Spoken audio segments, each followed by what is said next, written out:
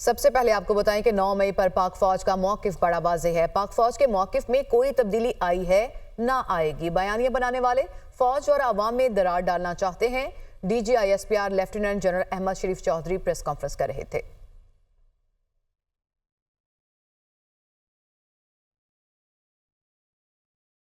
वाज़े मौक़िफ़ था कि जब तक माफ़ी नहीं मांगी जाती जिन्होंने ये किया, उस वक़्त तक उनके साथ बात नहीं होगी। बड़े बड़े एंकर ये खबरें दे रहे हैं कि कोई गैर सियासी लोग जो है वो बातचीत कर रहे हैं उस जमात के सरबराह के साथ जो कि 9 मई में मुलव्वस थी, और कोई डील की बातें हो रही हैं। इस पे लेटेस्ट अपडेट क्या है? क्या फ़ौज ने अपना कोई मौक़िफ़ नरम किया है? क्योंकि दूसरी तरफ से भी स्टेटमेंट्स जो है ना वो कोई मिली जुली आ रही हैं, कोई नरम स्टेटमेंट्स दूसरी तरफ से भी आ रही हैं जो कि ये ज़ाहिर करती हैं कि उन्होंने अपने मौक़िफ़ में कुछ नरमी पैदा की है। तो इस पे ज़रा वाज़ह कर दें कि इस वक्त फ़ौज क्या स्टांस है इसके ऊपर।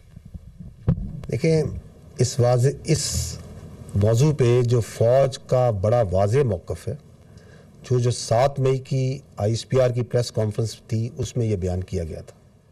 ना उसमें कोई तब्दीली आई है और ना ही आएगी। जो भी शख्स, चाहे वो मुल्क में हो चाहे वो मुल्क से बाहर हो, किसी रुतबे पे हो, किसी ओहदे पे हो, कोई उसका मकाम हो, अगर वो अफ़वाज पाकिस्तान के ख़िलाफ़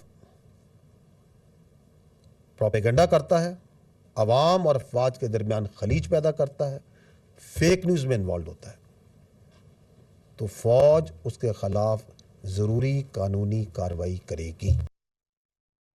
फौज किसी खास सियासी सोच, मजहब या मसले को लेकर नहीं चल रही। क्या तनकीद की वजह से तालीम और सेहत का काम करना छोड़ दें? एक माफिया पाकिस्तान की तरक्की नहीं चाहता। माफिया को तकलीफ इस बात की है कि फौज आवाम की फलाह बहबूद के लिए क्यों काम कर रही है। DGISPR ने प्रेस कॉन्फ्रेंस में मजीद कहा कि सवाल करने वाले और आग लगाने वालों को पहचाने। हमें चाहिए कि माफिया को यकसुमा होकर जवाब दें। माफिया समझता है कि उसकी कामयाबी आवाम को गरीब करने में है।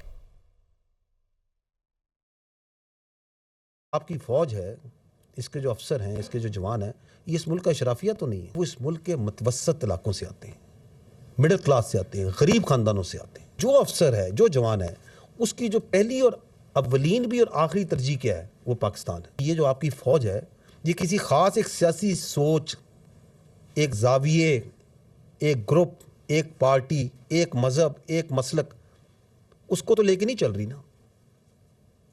ये तो पाकिस्तान को और पाकिस्तान की तरक्की को लेकर चल रही है। तो जो अफसर, जो जवान, जो इदारा अपनी जान देने को तैयार है, तो अगर उसको हुकूमत वक्त या कोई भी हुकूमत कानून के मुताबिक कोई काम दे जिसमें पाकिस्तान का फ़ायदा हो, तो वो क्यों पीछे हटेगा? सियासी मकासद के लिए, अपने मजमूम नैरो इंटरेस्ट के लिए इसको तनकीद का निशाना बनाते हैं। यहाँ पर एक माफिया है जो ये नहीं चाहता कि पाकिस्तान की आवाम तरक्की करे और उसकी फलाह बहबूद हो। ये माफिया समझता है कि उसकी कामयाबी आवाम को मजबूर और गरीब रखने में है ताकि इसका इस्तेसाल कर सके। जब आपके घर में आग लगी हो तो सवाल ये नहीं करते कि तुम आग बुझाने क्यों आए हो। वो ये सवाल ज़रूर करेगा जिसने ये आग लगाई है। सवाल को करने वाले को और इस आग को लगाने वाले को पहचानिए, और हमें ये चाहिए कि हम उसे पहचानिए, उस माफिया को पहचानिए और उसको यक ज़बान होकर एक जवाब दें। DGISPR लेफ्टिनेंट जनरल अहमद शरीफ चौधरी ने प्रेस कॉन्फ्रेंस के दौरान कहा कि गवादर में हुकूमती रिट मौजूद है, कोई शक नहीं होना चाहिए। बलोच यकजहती कमेटी और उसकी नाम नहाद लीडरशिप दहशतगर्द तंजीमों और क्रिमिनल्स की प्रॉक्सी है।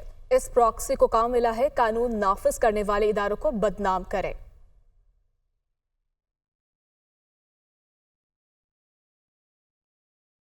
गवादर चले चलें, रिट ऑफ द गवर्नमेंट आपको नज़र आ जाएगी, बिल्कुल है वहाँ रिट ऑफ द गवर्नमेंट, कोई इसमें आपको शक नहीं होना चाहिए।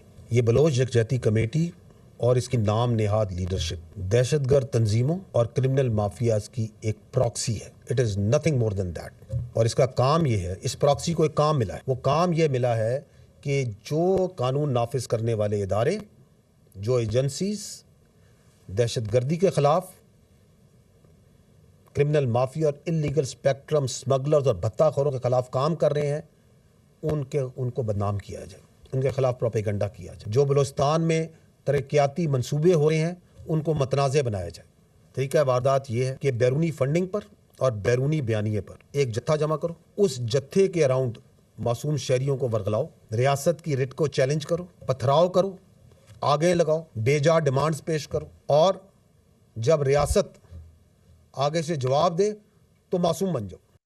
बात करेंगे बांग्लादेश की, जहां भारत नवाज पॉलिसियां बांग्लादेश की वज़ीर आज़म हसीना वाजिद को ले डूबी हैं। बांग्लादेश की वज़ीर आज़म हसीना वाजिद ने इस्तीफा दे दिया है। हसीना वाजिद फौजी हेलीकॉप्टर के जरिए भारत फरार हो गई। शेख हसीना बांग्लादेश से फरार होने के बाद दिल्ली के करीब हिंदर एयरबेस पर उतरी। भारतीय मीडिया की जानिब से ये बताया गया कि भारतीय फ़ज़ाइया के एहलकारों ने उनका इस्तकबाल भी किया। बांग्लादेशी आर्मी चीफ ने हसीना वाजिद को इस्तीफे के लिए 45 मिनट का वक्त दिया था। बांग्लादेश में गैर मुय्यना मुद्दत के लिए कर्फ्यू नाफिज। खबर एजेंसी के मुताबिक बांग्लादेशी आर्मी चीफ के सियासी जमातों के साथ मुज़ाकरात जारी हैं। हसीना वाजिद को तकरीर रिकॉर्ड करने का मौका नहीं दिया गया। बांग्लादेशी वज़ीर आज़म हसीना वाजिद के इस्तीफे पर अवाम का जश्न देखा गया। हज़ारों अफराद बांग्लादेश के वज़ीर आज़म हाउस में दाखिल हो चुके हैं। बांग्लादेश में तलबा तालिबात कोटा सिस्टम के खिलाफ सरापा एहतजाज हैं। इस वक्त 4 लाख से ज्यादा अफराद सड़कों पर मौजूद हैं। बांग्लादेश के आर्मी चीफ का अबूरी हुकूमत बनाने का ऐलान किया गया है। बांग्लादेश को मखलूत हुकूमत के जरिए चलाया जाएगा। बांग्लादेशी आर्मी चीफ बांग्लादेश के तमाम फैसले फौज करेगी। मजीद भी कहा कि अवाम को यकीन दिलाता हूँ मुतालिबात पूरे किए जाएंगे। बांग्लादेशी आर्मी चीफ की जानिब से ये भी कहा गया कि अबूरी हुकूमत के क़याम के लिए बातचीत जारी है। मुजाहिरों के दौरान होने वाली हलाकतों की तहकीकात करेंगे। सदर से जल्द मुलाकात करूंगा और तशद्दुद के जरिए कुछ भी हासिल नहीं किया जा सकता। मुल्क में अमन वापस लेकर आएंगे। अवाम से पुरअमन रहने की अपील करता हूँ। बात करेंगे हुकूमत का इंपोर्टेड कोयले के प्लांट्स को लोकल कोयले पर मुंतकिल करने का ऐलान किया गया है। बिजली की कीमतों में कमी लाने के लिए महंगे पावर प्लांट्स को रिटायर किया जाएगा। ये एलामिया जारी किया गया है। वफाकी हुकूमत बिजली के मसाइल के हल के लिए हंगामी बुनियादों पर काम कर रही है। इसी से मुतालिक मजीद तफसीलात हासिल करेंगे। ज़िशान यूसुफ ज़ैन इस्लामाबाद से हमें ज्वाइन किया। जी ज़िशान, इस मुंतकली की क्या टाइमलाइन होगी, क्या डिटेल्स है मजीद?